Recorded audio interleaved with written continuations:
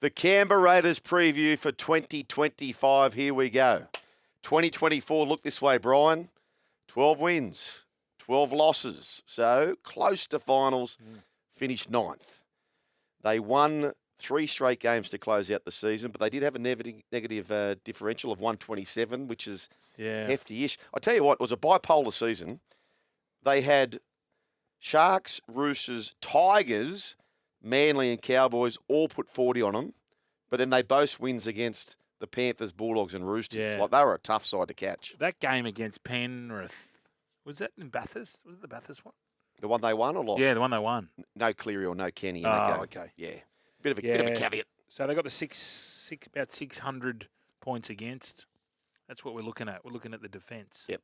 That's what we do. Now I reckon they'll finish similar to this year. They won't run last. Okay, can I ask you this? They won't run last. What would be a gun win percentage? What would you say is like top 25% win percentage as a player? Oh, okay. Yeah. Oh, right. What would you say? Ooh. Well, I know in coaching, the 55 mark's pretty good, isn't it? Yep. 55, Yeah, 60. very good. Very good. I would say... A punter would be profitable at the line 55% or more. I would say if you're getting in the 60s and above, you're flying. Okay. So, the number one kicking game in the competition, average metres per game, by an absolutely country mile last year, Jamal Fogarty. Yep. And I think people underestimate how big and out he was. Yes. So, Jamal Fogarty has completed 3 seasons with the Canberra Raiders. And I did this morning.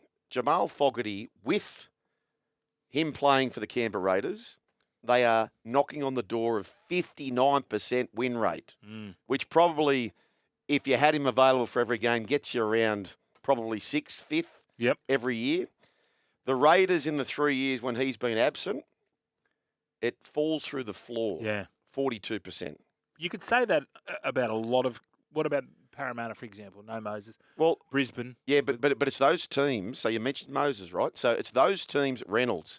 It's those teams who are so reliant on a shite hot kicking game. Yeah. Jamal Fogarty, he kicks for about 50 metres more per match than any player in the comp. And you could see it when they missed him last year because their field position, they were coming out of trouble a lot. You can't get out. You can't get out of trouble when you don't have a strong kicking game. And then it falls onto the young kid, who I think is going to be a great player. Young Strange, Ethan Strange. Yeah. That was a huge What's his position, Brian? I don't know. Yeah. I know he's playing 6. You know he's a first grader, though. He's a first grader, and I'd hate to be defending him because he's got that stutter step. He's strong. Who's he like? You could put him pretty much anywhere. He's going to develop into... He's going to be bigger. Yeah. I don't know whether is he a Mary McGregor type, or is he's got that balance and speed, deceptive speed. So I don't know who he's like. He's just, when players, they get the ball and you just know something's going to happen. Yep. Like you just something around him's going to happen. I think at the moment they need him as a 6. Interesting what happens with this young Ethan Sanders, who Parramatta let go. I tell you, the kid who I love. I think this kid's a superstar in the making. And no one's caught on to him yet. Ata Mariota. Yeah, you like him, don't you? And that's probably why Ricky's gone, okay, Emre Gula, if you want to go to the Dragons, off you go. Ata Mariota, he has got a massive future. I'll tell you who they missed too, the Mule, baby Mule. Yeah. Zac Hosking. Yep. He missed a lot of football this year. He did. Last year. He did. Try-scoring machine. So when you think about those two, Hudson Young, who's what you're going to get with him. He aims up every week. Rapana's a big loss. Big loss. Huge loss. Yeah, they can't win the spoon. I just think they're way too tough. I wouldn't be surprised if either Tom Starling or Danny Levi didn't end up there. I think there's a bit of mail about the Starlings. About the Starling, really? Where? Glory. Oh, bit of mail. I could see that. For sure. Could you see a Swapsies? Okay, well then who would they want? They don't need another forward. They'd want a young half, but South aren't really swimming in flush there. I don't know. What day is Father's Day, Ray? I don't know. Josh Papali'i up the front row with Josh Tarpany potentially, Hudson Young, Zac Hoskings, Morgan Smithies, this youngster Matty Nicholson from the UK. So they keep riding off the Raiders at your own peril is what I say. I mean, I don't think they're going to challenge a premiership, but like last year, they were knocking on the door for the top 8, so they're going to be there. Kaeo Weekes, he was a bit of a nice little surprise at the end of the year. Good find. Great find. I know he's been around, but I think he's got his position.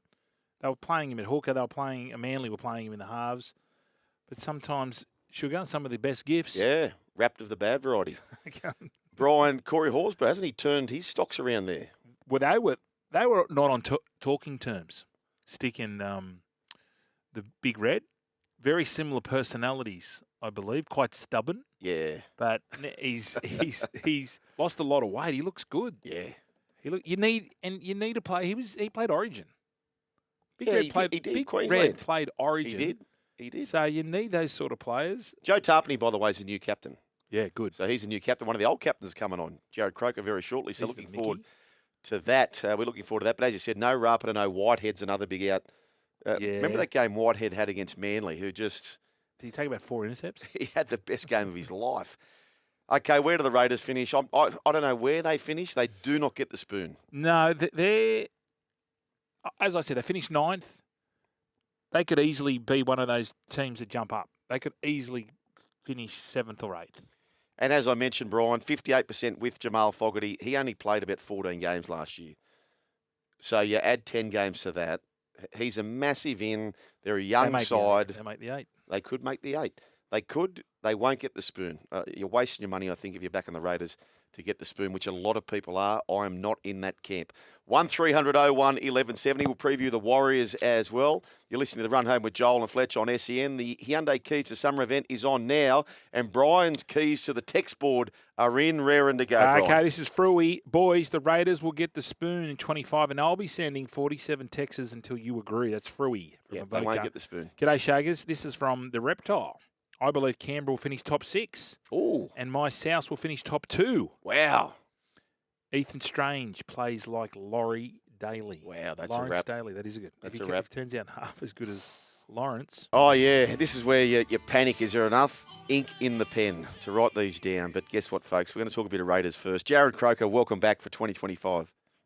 G'day, boys. How are we? We're going good. You're back in Canberra because the last sort of 3 months we spoke to you, you went back in Canberra. You're up to Goldie and Brisbane. I was a bit. Yeah, I was here, there, and everywhere. I was actually back up in Brizzy again a few weeks ago. I had Luke Coombs up there, and then had Toddy Carney's wedding as well the weekend before. So we spent a bit of time up and back and been around a bit again, mate. But yeah, back in the capital at the moment. Oh, how was the wedding? How was Toddy's speech? It was good. Yeah. Yeah, he spoke really well, the big fella. It was a really good wedding, mate. I was happy for him. He's he's going really well, and obviously he's sober now and dry and all that, so he's doing really well, and we certainly made up for him anyway. We took our own eskies and made up for it. It was good. Emil Esky.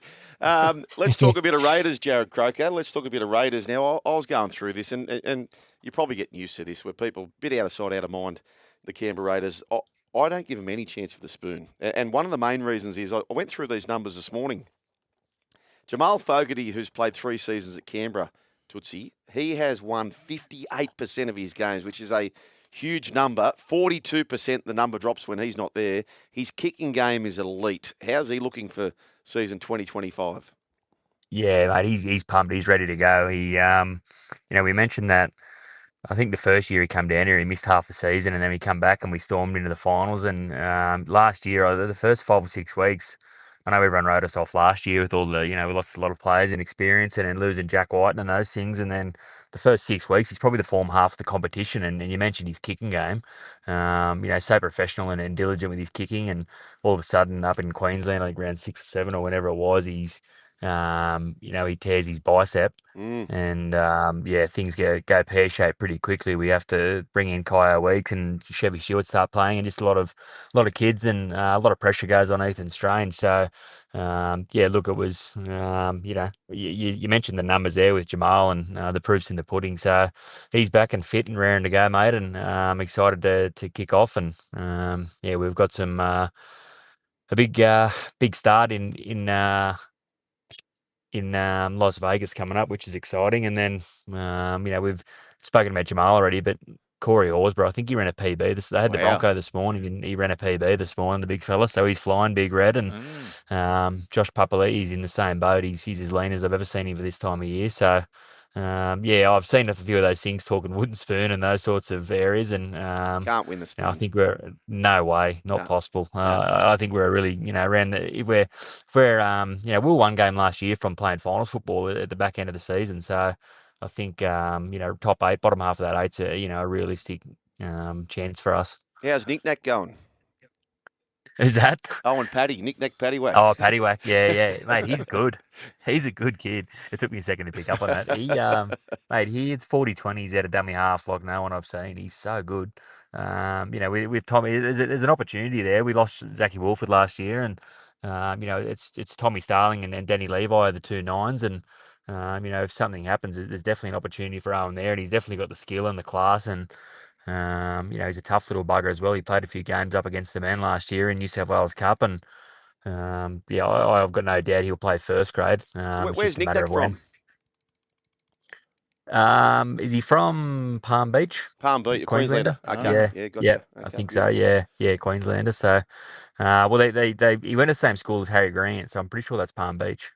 Oh. Hey, Tootsie, what's the plan for the Raiders? First of all, are you going to go to Vegas? Did you get a start? Yeah, I've got to start, mate. Perfect. I'm an ambassador. Yeah, that's fine. You can ambassador, That's great, or you which want is even better. You and I will be hanging around the tables. We'll be there, mate. What are the boys? I'm actually doing Nashville and New York after it as well with the missus. So good luck a to couple you. of weeks. Hey, yeah. Tootsie, do yourself a favour. When you go to New York, make sure you book the there's a cruise you can do on the Hudson River. A private spa cruise. You've got to do that. Okay. Okay. You want to get in the spa? It's the best way you can see. You have to do that. Tootsie, so easy. what's the go with the Raiders? Are they going for a camp beforehand? Because I know the Chooks and the Bunnies went to San Diego and LA. Are the Raiders doing something similar?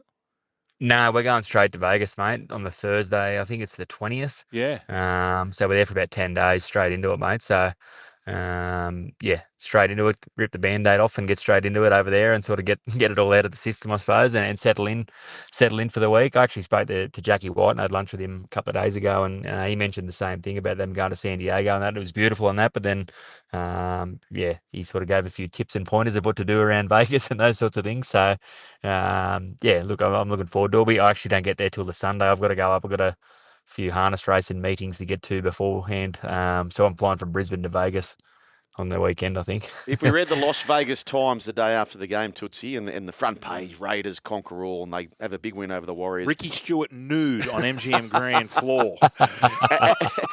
and you knew that a young star had carved up. Who was that young star based on the preseason they've had?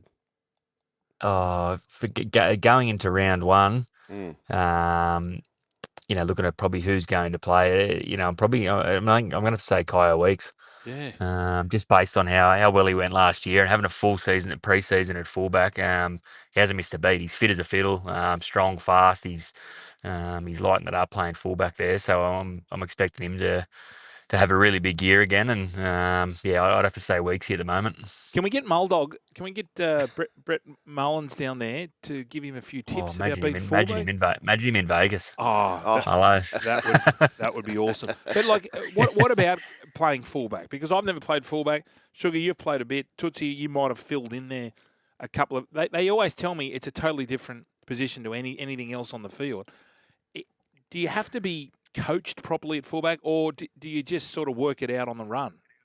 It's a good point you make, mate, because there's so many different ways to play it. Well, I was never really a fullback, but there's so many different ways to play it. Like you look at some of the best fullbacks in our game, in your Dylan Edwards, your Turbos, Tedesco's, they're all very different. Yeah. Pappenhausen, they're all different. They're all completely different fullbacks. So it's sort of the way you make it. But I think the best part about all those fullbacks is they're the best defensive fullbacks in the game, and that's the hard part. That's getting that part right, because everyone attacks in their own different way, whether it's running, passing, kick returns, those sorts of things. But they're all outstanding defensive fullbacks, and I think that's the part where, I know Weekes is doing a lot of work, and I'm trying to help him a little bit there. And Chris Lewis is our defence coach, and he sort of asked me a fey questions. He was obviously from the Melbourne system when they had Pappenhausen and Billy Slater there, and I'm trying to figure a few things out of what the best way to do it is. But you're right. It's probably something that you do need to be coached, but we don't all have the luxury of having a Billy Slater or someone like that to coach those fullbacks. So it might be worth looking into, mate. What, you're still here? Well, you can see more on the Joel and Fletch socials and catch us live on SEN Radio, you beautiful humans.